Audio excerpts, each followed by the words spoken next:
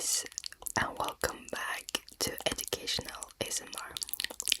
Today we are going to make trigonometry not scary, because trig is not evil. Trig is just misunderstood. It's like people with Rizz. You think you can never master it like them, but it is actually really simple. So grab your notebook, grab your pen, and let's rotate gently into the unit circle and trigonometry.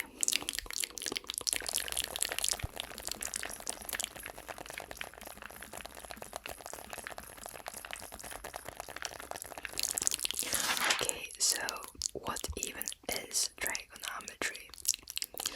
Trigonometry is basically the study of relationships between angles and sides in triangles. And that's it. And honestly, having Rizz is literally like the study of relationships between angles and sides too. Sometimes you're adjacent, meaning you're close to the person, you get to know them a lot. But then we also have the opposite. You are further away than the adjacent, but there's tension, and that's why you're further away from that person, and that tension makes them think that you have Rizz. But honestly, I think we all want to be the hypotenuse, the one who connects it all. This person has Rizz and is carrying the entire situation. They create tension, but they also are getting to know the person better, being close to them, meaning a mix of the adjacent and the opposite. So, a real life example. Imagine you're playing basketball. You throw the ball at an angle. That angle determines how high it goes, how far it travels, whether you embarrass yourself or not. And that angle, that's trigonometry working. And if you got the correct angle, it wasn't an airball. But how do you score? Well, my advice for you is to take it slow. So when it comes to raising up someone, don't launch from half court. If you're at the 3-point line, you don't just close your eyes and yeet the ball. You adjust your stance, you look at the hoop, you calculate the angle. Same with talking to someone you like. You don't open with "marry me." That's a half-court shoot, airball energy. Instead, you start small, eye contact, a smile, just a casual comment. Then you find the right angle. In basketball, if the angle is too low, the ball hits the rim. If the angle is too high, it overshoots. So with Rizz, too low angle is no confidence. You mumble, you avoid eye contact, you disappear. And a too high angle is when you're too intense. It's too much and too fast. Maybe even, oh, I wrote our wedding vows already. Girl, if anybody said that to me, I would run away, take the next plane or whatever to Mars. But the perfect angle, perfect Rizz is calm confidence. You're not trying to prove anything, you're not begging, you're not performing, you're just taking it slow. And that's what we girls like. And then use sine and cosine. In trig, sine and cosine work together. One handles vertical, one handles horizontal. So if we replace the words for when we're talking about Rizz, sine is the emotional connection, how how you make them feel. Cosine is the logical interaction. What you actually say. If you only have sine, it's all deep conversations, no undersurface questions. Which is nice, but what about my favorite color? You still need to know what flowers to buy me, right? But if you only have cosine, that's basically an interview. That's basically a conversation with my math teacher, which I really don't want to have.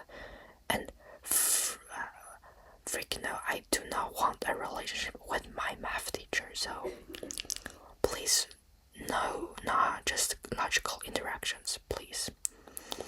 Instead, just balance both. Maybe tease a little, ask one deep question, and then maybe one, oh, what's your favorite flower?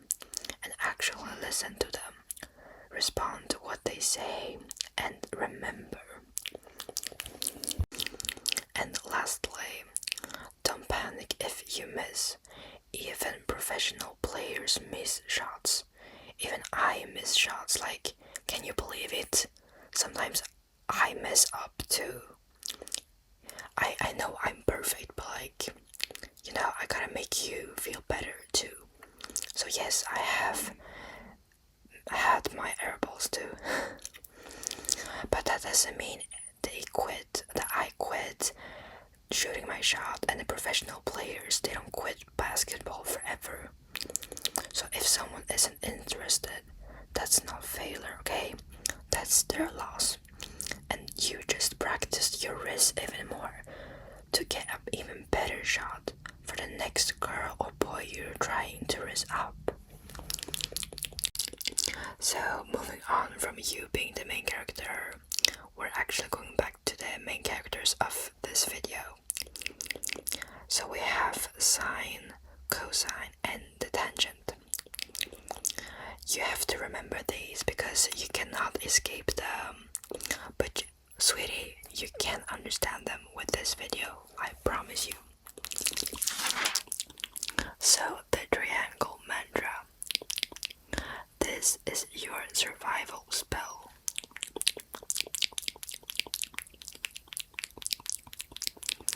And repeat after me.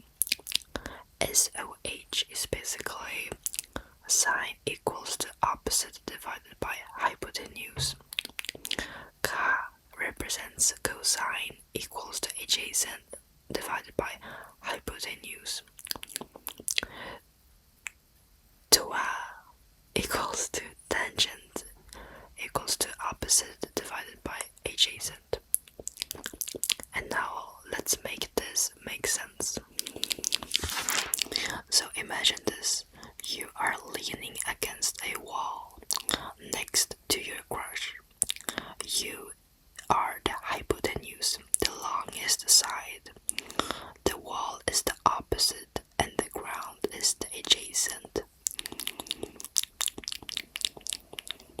So if someone asks, find sine V, you look at your triangle and say, oh, opposite divided by hypotenuse. And you find the angle. But even if you get the answer correct, you still probably scared away your crush because leaning against a wall only successfully happens in movies, or if you are Leonardo DiCaprio hot, or Woo Do-han. Have you seen this series, the K-drama Mr. Plankton? Oh, I love it. But enough glazing, man. Let's move on to the unit circle. This is where students usually panic, but we will not panic because you guys got me in this video, please. So what is the unit circle? Well, as you can see on the picture, it's a circle with the center at 0 to 0, and the radius is 1. And that's why it's called unit circle, because unit is basically 1. And here is the big realization you need to remember. on the unit circle, cos v equals to the x coordinate and sin v equals to the y coordinate.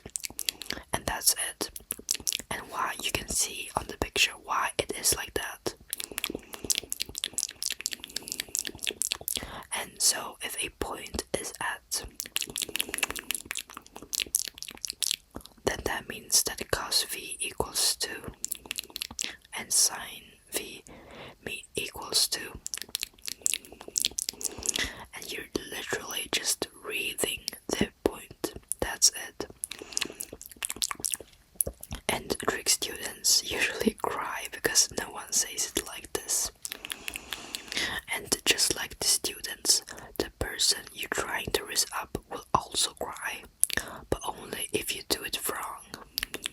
Mind you, they will not cry because they're sad. They're going to cry of laughter because you just embarrassed yourself. So listen carefully. Here are some things you can try to step up your game. Firstly, maintain eye contact. This is a no shit one, but you also need to have the confidence for it. Okay, if you don't want to look them in the eye, my 2 tips are look between their eyebrows. It looks like you're looking them in the eyes when you're actually looking between their eyebrows. Or I usually just look at their eyes and basically analyze their eye color or eye shape. So I'm basically looking at their eye without thinking about it, because I'm like, oh, does he have like brownish eyes, or is it a bit hazel? Oh shit, he has round eyes, or wow, his eyes are more of the almond shape or siren shape, you know. You can also analyze their eyelashes because boys tend to have longer eyelashes than girls. I'm so jealous of that. But enough yap. Second tip is give specific compliments. So instead of saying you are interesting, say something like, I like the way you express your thoughts. It is different from how others do it. Same with the looks. Don't just say, oh, you have nice eyes. Be more specific. Something that relates to that person. That in that way, they will remember you. And thirdly, use pauses. This creates the best effect, especially after giving a compliment, so they can let the compliment sink in. And pauses usually gives a sign of confidence, you know, a person that keeps on yapping and never stops yap because they're not comfortable with the silence. It shows that they are not as confident as a person who would just take a pause, take a breath, and just let the other person reflect on what you just said. Use these tips and comment down below how it went. I'm super curious. And now imagine the unit circle as a ball. Each spin is an angle. As you rotate counterclockwise, x moves left and right, which is cosine. Y moves up and down, which is sine. So cosine is basically horizontal and sine is vertical. And what happens after rotating one way? I will put a word instead of a way on the screen. But after one way, or we can say one spin, one period has passed away. I'm so sorry, I don't think you're supposed to say passed away. Let me just translate the words, wait. Okay, so I'm back after translating the words. So mind you, I'm good at economics, math, like every subject besides English.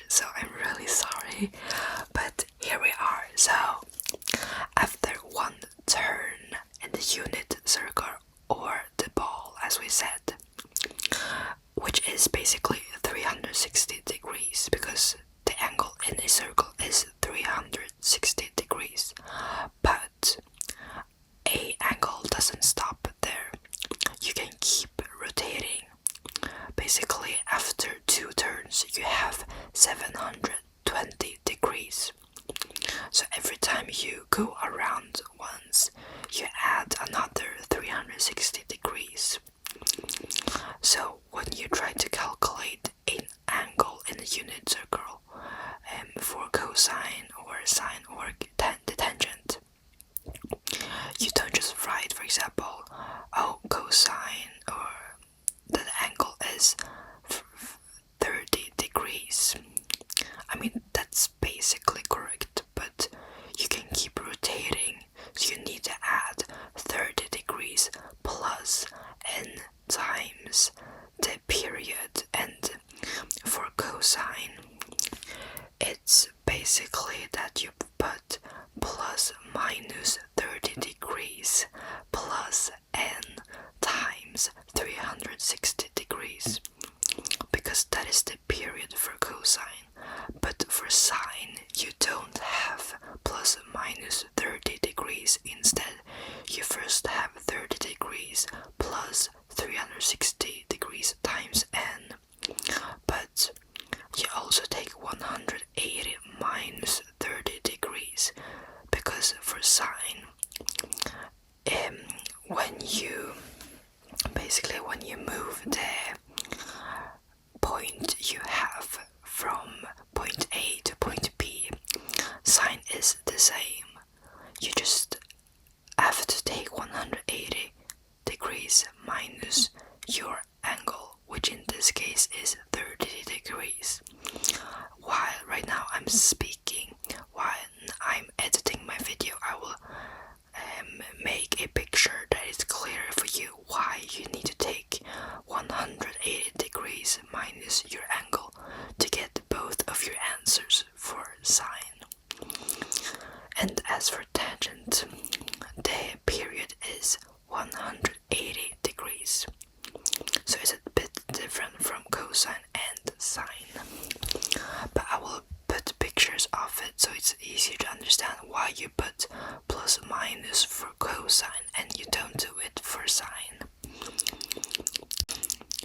But the period is not always 360 degrees for example, sine, okay? Sometimes when you put, for example, 3x equals to 150 degrees plus 360 degrees times n, you have 3x angles that equals to that. But you want to know what x is equal to, so you need to divide the whole thing with 3. So now you have x equals to 50 degrees plus n times 120 degrees, okay? And that is your answer.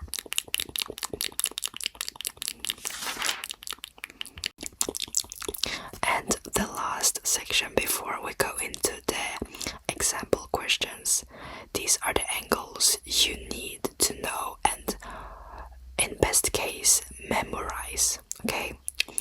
Some schools let you have a cheat sheet of the angles, but I'm not sure if your school has it. But here's the table of it.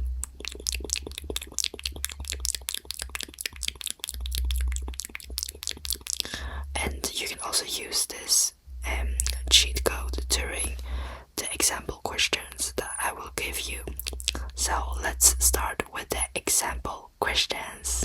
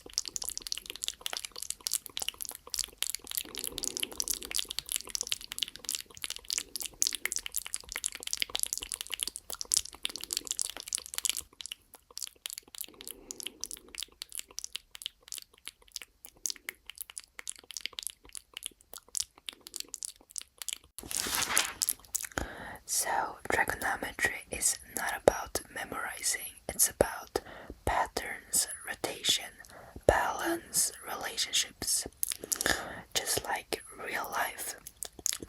And once you understand the unit circle, trig stops being scary. It becomes predictable, like your Rizz. So, thank you so much for watching this video, and I hope you learned something new and understood trigonometry better, because that's my goal with this channel. So if you enjoyed this video and want to learn more, but in a relaxing way, I would recommend you to subscribe to this channel, because who doesn't want to be an OG of the educational ASMR channel? So thank you again, and if you have anything you want to learn about, just comment down below. Thank you so much. I'll see you in the next video. Bye